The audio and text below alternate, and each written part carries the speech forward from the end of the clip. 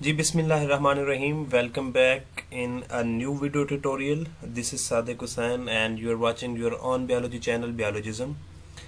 आज के video tutorial में हम डिस्कस करेंगे प्रोकैरियोटिक और यूकैरियोटिक सेल्स को। जैसा कि आप जानते हैं कि there are two main types of cells. इनमें एक प्रोकैरियोटिक सेल्स है और एक यूकैरियोटिक सेल्स है। इन सेल्स को किस बेस पे हम डिफरेंस करते हैं और इन सेल्स के अंदर मेन डिफरेंस किन किन ऑर्गेनेलिज का होता है और कौन सा सेल बेहतर है। बेहतर से मुराद ये है कि कौन सा सेल अपनी एक्टिविटीज़ इजीली परफॉर्म कर सकता है और कौन से सेल्स को अपनी एक्टिविटीज़ परफॉर्म करने के लिए as a life whole workout करना पड़ता है। सो ये सारी बातें आज के लेक्चर में होंगी। उससे पहले अगर आपने हमारे चैनल को सब्सक्राइब नहीं किया तो अभी चैनल को सब्सक्राइब कीजिए और साथ दिए गए बेल आइकन को ज़रूर प्रेस कीजिएगा ताकि हमारी आने वाली जो वीडियोज़ हैं वो आप तक ज़रूर पहुँचती रहें। जी आज का लेक्चर स्टार्ट करते हैं और आज के लेक्चर में पहली बात जो है कि वो है there are two fundamental different types of cell.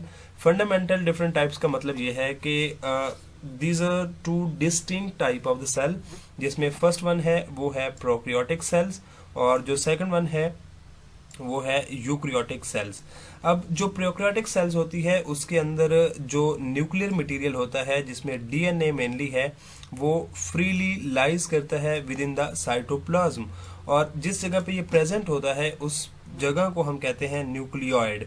तो पहला तो मेन बात ये हो गई कि जो प्रोकैरियोटिक सेल्स होंगे उन प्रोकैरियोटिक सेल्स के अंदर जो न्यूक्लियर मटेरियल है जिसे हम डीएनए कहते हैं वो फ्रीली साइटोप्लाज्म के अंदर रहता है और उस जगह को उस रीजन को हम न्यूक्लियोइड कहते हैं।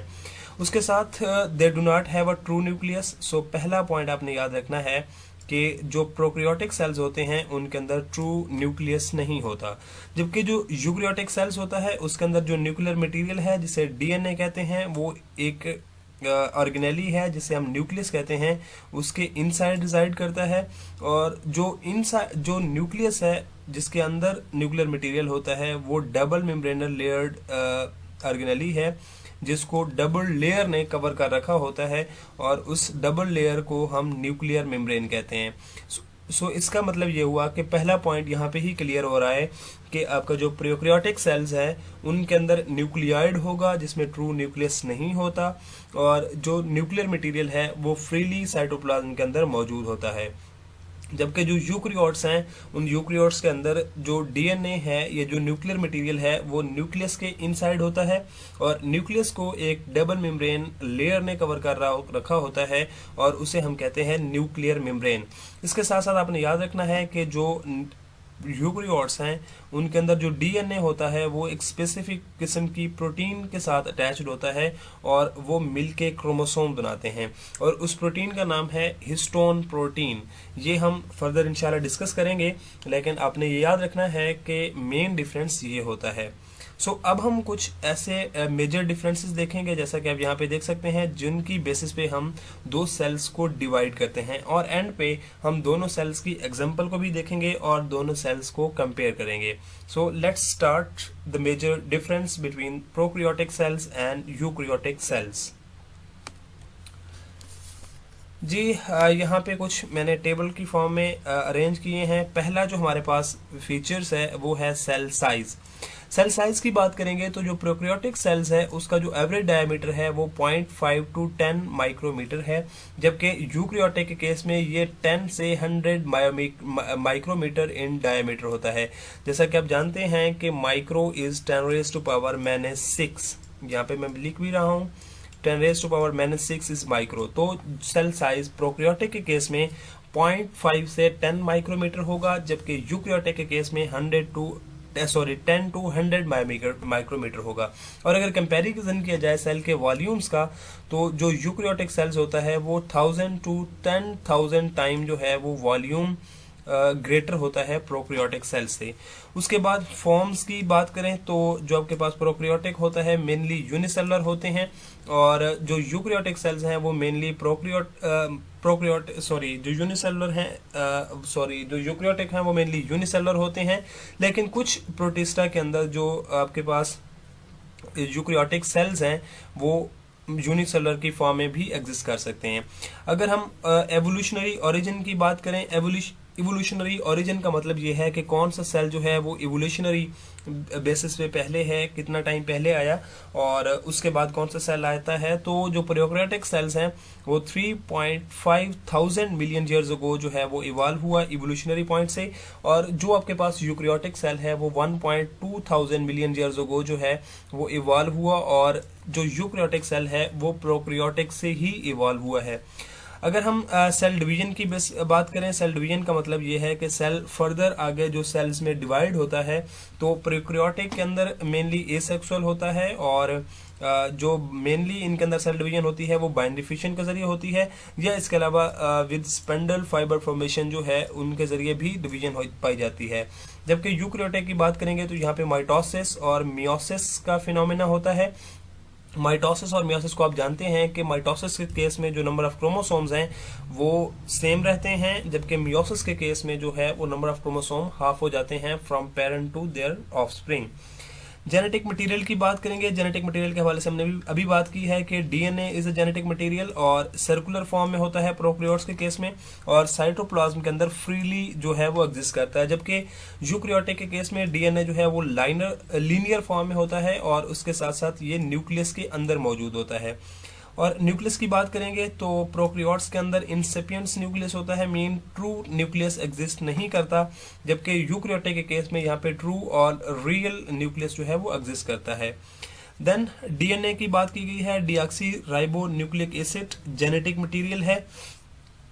यहाँ पे जो प्रोकैरियोट्स हैं उसके अंदर डीएनए जो है वो नेकेड फॉर्म में मौजूद होता है। नेकेड फॉर्म का मतलब ये है कि ये किसी भी प्रोटीन के साथ या आरएनए के साथ अटैच नहीं होता, और इसके अंदर कोई भी क्रोमोसोम्स जो है वो हमें बने हुए नजर नहीं आते, बल्कि जो डीएनए है वो लाइक क्रोमेटिन मटेरियल की फॉर्म में या छोटे छोटे थ्रेड लाइक स्ट्रक्चर की फॉर्म में मौजूद होता है और नेकेड फॉर्म में होता है। जबकि जब जो यूकैरियोट्स हैं उसके अंदर डीएनए एक प्रोटीन के साथ अटैच्ड होता है या आरएनए के साथ भी अटैच्ड होता है, और उसके साथ साथ यहाँ पे क्रोमोसोम्स बनाए जाते हैं। सो याद रखिएगा जो यूकैरियोटिक सेल्स हैं जिनके अंदर डीएनए प्रोटीन के साथ अटैच होता है वो प्रोटीन हिस्टोन प्रोटीन है, और यहाँ पे क्रोमोसोम जो है वो एग्जिस्ट करते हैं।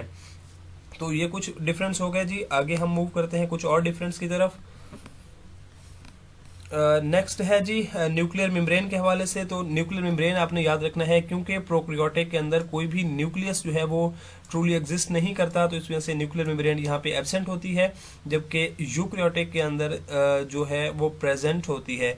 न्यूक्लियोप्लाज्म ऐसा प्लाज्मा या साइटोप्लाज्म, जैसे साइटोप्लाज्म सेल के अंदर होता है, इसी तरह न्यूक्लियस के अंदर जो प्लाज्मा होता है, प्लाज्मा होता है, उसे हम न्यूक्लियोप्लाज्म कहते हैं। क्योंकि प्रोकैरियोट्स के अंदर न्यूक्लियस एब्सेंट है, तो यहाँ पे न्यूक्लियोप्लाज्म भी एब्सेंट होगा, जबकि जो यूकैरियोटिक है यहाँ पे वेल ऑर्गेनाइज्ड न्यूक्लियोप्लाज्म जो है वो प्रेजेंट होता है।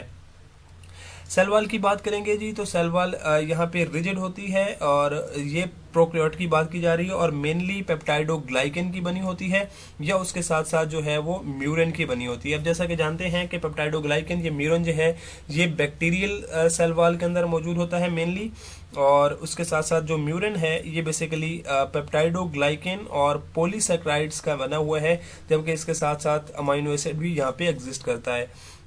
जबकि यूकैरियोटिक सेल वॉल की बात करेंगे तो प्लांट्स और फंजाई के अंदर जो है वो रिजिड और हार्ड किस्म की सेल जो आपके पास सेल वॉल है वो प्रेजेंट होती है। प्लांट्स के अंदर आप जानते हैं कि सेलुलोज की बनी होती है, और इसके साथ लिग्निन और हेमीसेलुलोज होता है सॉरी। और फंजाई के साथ जो है, फंजाई के अंदर जो है वो सेल वॉल आपको पता है काइटिन की बनी होती है, जबकि एनिमल सेल जो है वहाँ पे सेल वॉल एब्सेंट होती है। सो आपको एक और मेन पॉइंट देता चलूँ, हमेशा याद रखिएगा जो सेल प्लांट सेल है या फंजाई सेल है, फंगस का सेल है, उसकी सबसे बैरूनी जो वॉल होती है उसे या मेम्ब्रेन होती है उसे सेल वॉल कहा जाता है, और जो जो एनिमल का सेल्स होता है उसके सबसे बाहर जो सेल जो आपके पास मेम्ब्रेन होती है उसे प्लाज्मा मेम्ब्रेन या सेल मेम्ब्रेन कहा जाता है।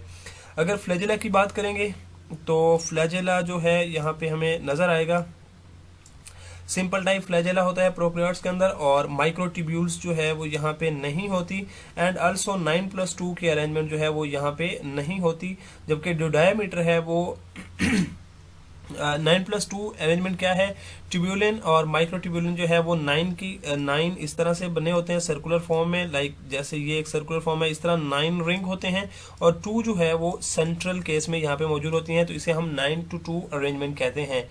जबकि डायमीटर अगर फ्लैजेला की बात करेंगे प्रोकैरियोट्स के केस में तो ये 20 नैनोमीटर जो है डायमीटर में होता है।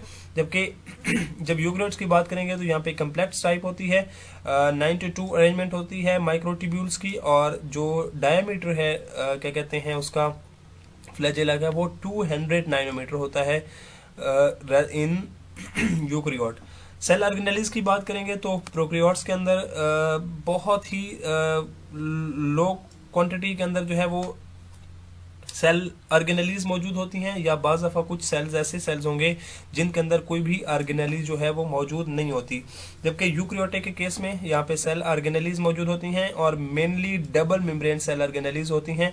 डबल मेम्ब्रेन सेल ऑर्गेनेली का मतलब ये है कि कोई भी सेल ऑर्गेनेली है, जैसे माइटोकॉन्ड्रिया है, एंडोप्लाज्मिक रेटिकुलम है, क्लोरोप्लास्ट है, गोल्जी बॉडीज हैं, क्लोरोप्लास्टिड हैं, तो इनके ऊपर 2 लेयर जो है वो मौजूद होती हैं, तो ऐसी ऑर्गेनेलीज को हम डबल मेम्ब्रेन लेयर कहते हैं, double membrane bound cell organelles कहते हैं।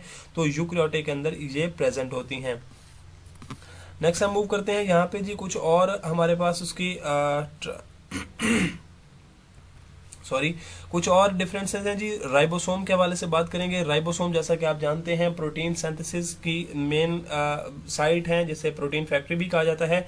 तो प्रोकैरियोटिक के अंदर 70S राइबोसोम मौजूद होता है, जबकि यूकेरियोटिक के अंदर 70S और 80S जो है वो राइबोसोम्स मौजूद होते हैं। अब S क्या है, ये सेवेजबर्ग एक यूनिट है जिसे राइबोसोम्स के जरिए रिप्रेजेंट किया जाता है। एंडोप्लाज्मिक रेटिकुलम के हवाले से बात करेंगे। अच्छा, एक चीज़ आपने याद रखनी है, 2 तरह के एंडोप्लाज्मिक रेटिकुलम होती है, एक रफ एंडोप्लाज्मिक रेटिकुलम होती है और दूसरी स्मूथ एंडोप्लाज्मिक रेटिकुलम होती है। तो प्रोकैरियोट के अंदर कोई भी एंडोप्लाज्मिक जो है वो मौजूद नहीं होती, जबकि जब यूकेरियोट की बात आएगी तो वहाँ पे दोनों रफ एंडोप्लाज्मिक और स्मूथ एंडोप्लाज्मिक रेटिकुलम जो है वो मौजूद होती हैं, और राइबोसोम जो हैं वो भी रफ एंडोप्लाज्मिक रेटिकुलम के साथ अटैच्ड होते हैं। रेस्पिरेशन की बात करेंगे, रेस्पिरेशन साइट के जहाँ पे रेस्पायर करते हैं, तो बैक्टीरिया के अंदर म्यूसोसोम्स या म्यूसोसोम्स होते हैं। These are organelles like structure जो कि बैक्टीरिया के अंदर मौजूद होते हैं।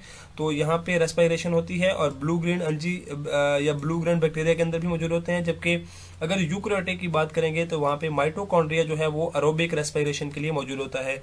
2 तरह की रेस्पिरेशन होती है, एक एरोबिक रेस्पिरेशन होती है और दूसरी एनारोबिक रेस्पिरेशन होती है। जो एरोबिक रेस्पिरेशन होती है वो ऑक्सीजन की मौजूदगी में होती है, और जो एनारोबिक रेस्पिरेशन होती है वो विदाउट ऑक्सीजन होती है। तो यूकेरियोटिक के अंदर माइटोकॉन्ड्रिया जो है, जिसे हम powerhouse of a cell कहते हैं, ये मौजूद होता है।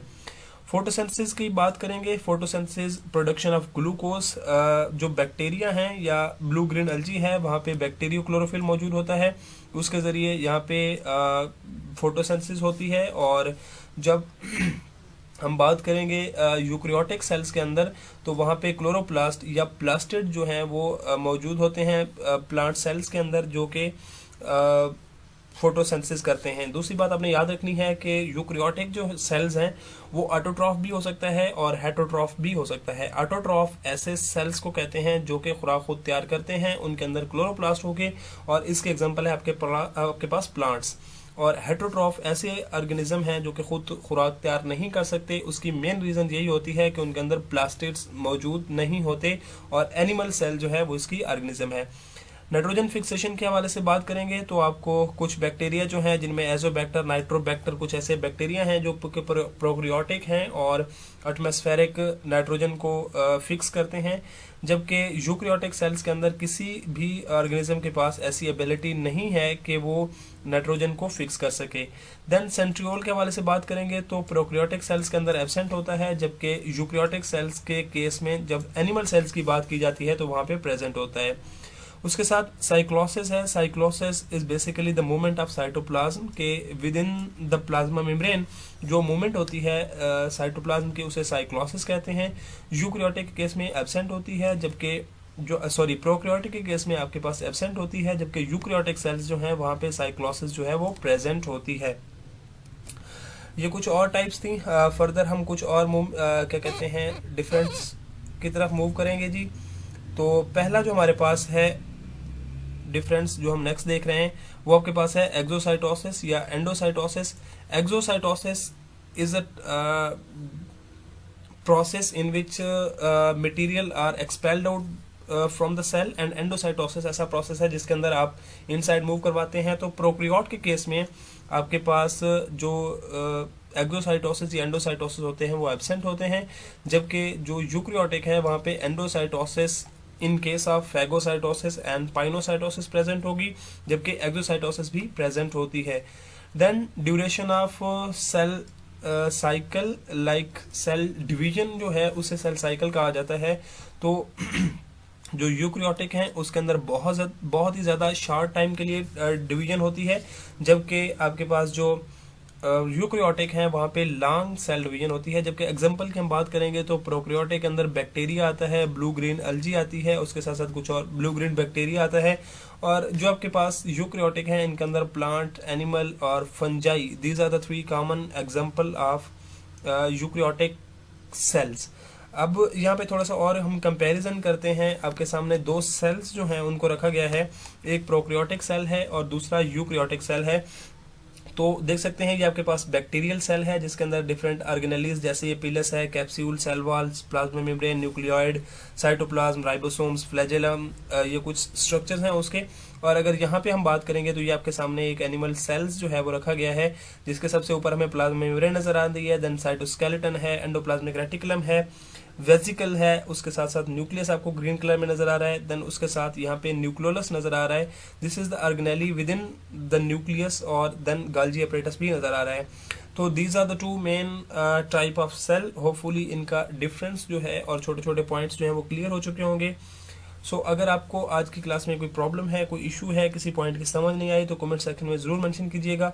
मिलते हैं बहुत जल्द अगली क्लास में, तब तक के लिए मुझे दीजिए इजाज़त। अल्लाह हाफिज़।